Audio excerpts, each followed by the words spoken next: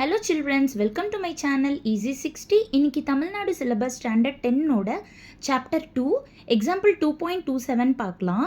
இங்கே பார்த்தீங்கன்னா 7th term that is T7 ஓட வேல்யூ -1ன்னு கொடுத்துருக்காங்க. 16th term that is T16 ஓட வேல்யூ 17 அப்படின்னு கொடுத்துருக்காங்க. இங்கே வந்து ஜென்ரல் டேர்ம் கண்டுபிடிக்க சொல்கிறாங்க. அதாவது டிஎன் நம்ம கண்டுபிடிக்கணும். அப்போது நம்மளுக்கு ஏவும் டியும் வேல்யூ தெரிஞ்சாகணும். இப்போ T7 T16 தெரியும்னா டிஎன் ஃபார்முலா தான் யூஸ் பண்ண போகிறோம். அதே போல் ஜென்ரல் டேர்முக்கும் டிஎன் ஃபார்முலா தான் யூஸ் பண்ண போகிறோம். ஸோ ஒரே ஒரு ஃபார்முலா வச்சு தான் இந்த சம்மே நம்ம போட போகிறோம். இப்போ T7 அப்படின்றப்போ டிஎன்னோட ஃபார்முலா என்னது? A + n-1 × D. அதில் போடுறப்போ A + 7 - 1 6D ஆகிடும். இது வந்து -1, mark this as first equation. அடுத்தது A + 15D, இது வந்து 17. இப்போ சேஞ்சிங் த சைன் பண்ணோம்னா A கேன்சல் ஆகிடும். இப்போ இங்கே சப்ட்ராக்ட் பண்ண பிறகு -9D = -18. அப்போ டியோட வேல்யூ நம்மளுக்கு 2ன்னு கிடச்சிரும்.